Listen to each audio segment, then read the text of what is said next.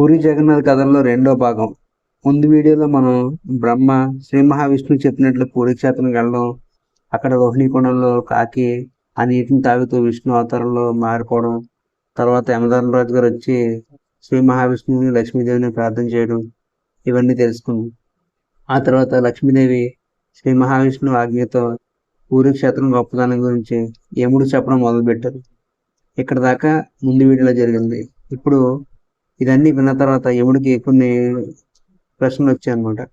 అవి లక్ష్మీదేవిని అడిగారు. అమ్మా, మీరు పూరి క్షేత్రం గురించి చెప్పారు, చాలా సంతోషంగా ఉంది. కానీ ఇప్పుడు దాకా నా విషయాలు తెలియదు అసలు, ఎందుకంటే నా అజ్ఞానం ఉండిపోయాను. ఇప్పుడు మిగతా క్షేత్రాల్లో మనకి విష్ణువు ఏదో ఒక బంధాన్ని కల్పిస్తాడు, కానీ ఈ పురుషోత్తమ క్షేత్రంలో మాత్రం బంధాల నుంచి విముక్తి ఇస్తారన్నారు. అమ్మ, స్వర్గాన్ని నరకాన్ని నన్ను కూడా సృష్టించింది పురుషోత్తముడే కదా, మరి ఇక్కడ ప్రాణాలు విడిస్తే ఎలాంటి లాభం ఉంటుంది? అలాగే ఈ క్షేత్రం పరిమాణం ఏంటి? ఇక్కడే పుట్టడం ఇక్కడే పెరగడం వల్ల అడిగే ఫలితాలు ఏంటి? ఇంకా ఇలాంటి క్షేత్రంలో వేరే తీర్థాలు ఏమేమి ఉన్నాయి? ఇంకేమైనా రహస్యాలు అంటే అన్నీ చెప్పండి అమ్మా అని యముడు లక్ష్మీదేవిని అడిగారు. అది విన్న తర్వాత లక్ష్మీదేవి సంతోషించి, సరే అయితే ముందు మనం ప్రళయంలో ఈ జగత్తంతా మునిగిపోయినప్పుడు నేను శ్రీ మహావిష్ణువు వక్షస్థలం మీద ఉన్నాను. అప్పుడు ఎక్కడ చూసినా సరే నీరు తప్ప ఇంకేం ఉండేది కాదు. అప్పుడు మృకుంజుడు మునిగారి కొడుకైన మార్కండేయ ముని ఈ నీటిలో తేలికుంటూ వచ్చారు. ఆయన ఏంటంటే ఎన్నో సంవత్సరాల క్రితం తపస్సు చేసి 7 కల్పాల వరకు నాకు చావు ఉండకూడదు అన్నారనమాట. ఆ కోరిక వల్ల ఏమైందంటే ఎంతో మంది పుడుతున్నారు, ఎంతో మంది చనిపోతున్నారు, కానీ ఈయన మాత్రం ఏం అవ్వట్లేదు. ఈయనకి ముక్తి లేదు. అయితే ఈయన ముక్తి లేకపోవడం వల్ల ఏమైందంటే అలాగా ప్రళయ నీళ్ళలో ఇదుకుంటూ వస్తుంటే పురుషోత్తమ క్షేత్రం అంటే ఈ పూరి క్షేత్రం కనిపించింది.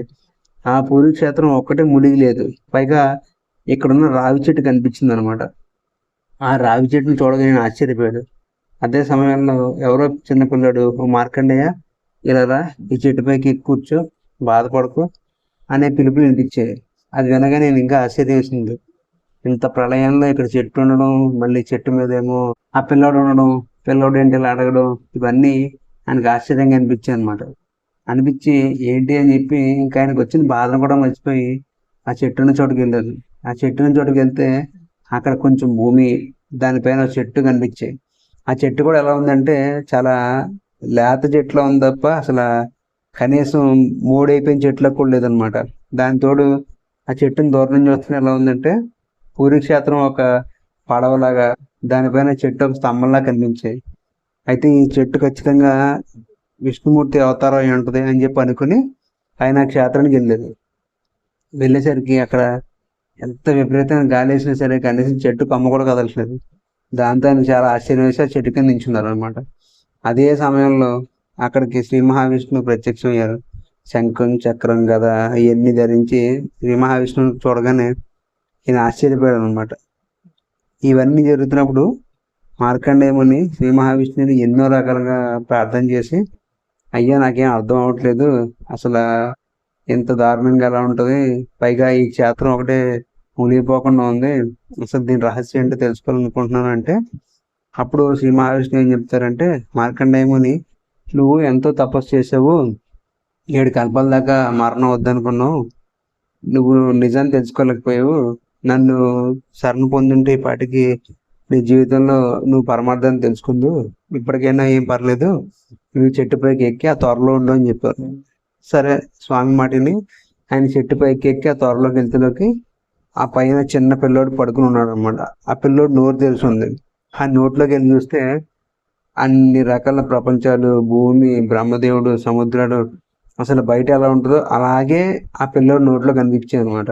అది చూడగానే మార్కండేయ మునికి చాలా ఆశ్చర్యం కలిగింది. మళ్ళీ బయటకు వచ్చి, అయ్యి బాబాయ్, మీ యోగమై చాలా శక్తివంతమైందండి, అసలు మీ అనుగ్రహం లేకపోతే అసలు బయట ఏం జరుగుతుందో, జీవితంలో ఏం జరుగుతుందో తెలియదు, అంత అయమయంగా ఉంటుంది. మీరు ఎలాగైనా మీరు నా మీద దయ తెలిసి నేను ఈ మృత్యుని దాటేటని చూడండి, నాకు ఏదన్నా చెప్పండి, నేను చేస్తాను అంటారు అనమాట. అది చెప్పిన తర్వాత శ్రీ మహావిష్ణువు సంతోషించి, సరే ఒక పని చేద్దాం, ఈ చెట్టుకి వాయువ్యంలో ఒక గొయ్యి తవ్వుతాను, సుదర్శన చక్రం పెట్టి అందులో నీరు వస్తుంది, ఆ నీటిలో నువ్వు స్నానం చేస్తూ అక్కడే ఉండి పరమేశ్వరుని తపస్సు చెయ్యి. ఆ తపస్సు చేయడం వల్ల నీకు కావాల్సింది దొరుకుతుంది, ఇప్పుడు మృత్యుం చేయిస్తావు అని చెప్తారు అనమాట. అప్పుడు శ్రీ మహావిష్ణువు చెప్పిన దాని ప్రకారం మార్కండేయుని అక్కడ ఆ కుండలో స్నానం చేసి అక్కడే పరమేశ్వరుని పూజ చేస్తుంటారు అనమాట. అది ఒక గొయ్యి తవ్వి సొరంగంలా పెట్టుకుని ఆ గోతిలో శివలింగాన్ని ప్రతిష్ఠించుకుని దాంట్లో ఈయన పూజ చేసుకుంటూ ఉంటారు. ఇప్పటికి ఆ గుడి పేరు మార్కండేయ స్వామి గుడి అని ఉంటుంది అనమాట. మృత్యుం చేస్తారు. ఇప్పటికి ఏంటంటే పురి గుడికి వెళ్ళే ముందు అక్కడ మార్కండేయ స్వామి గుడి ఉంటుంది. ఆ గుడి ఎదురుకుండా ఈ చెరువు ఉంటుంది.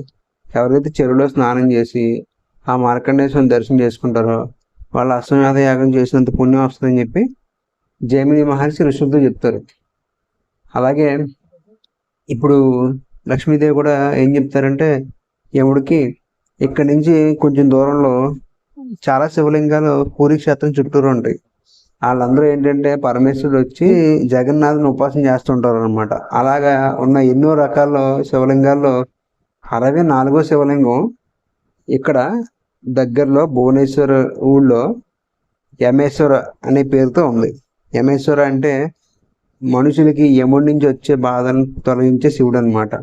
సో ఆయన దర్శనం చేసుకుంటే జనాలకి యముడికి సంబంధించిన ఏదన్నా ప్రమాదాలున్నా ఏమన్నా కష్టాలున్నా అవి తీరిపోతాయని చెప్పి ఇక్కడ నమ్ముతారు. అయితే ఈ శివలింగాన్ని దర్శనం చేసుకోవడం వల్ల ఏంటంటే 1,000,000 లింగాలు దర్శనం చేసుకున్నంత పుణ్యం అని చెప్పి లక్ష్మీదేవి యముడికి చెప్తారు అనమాట.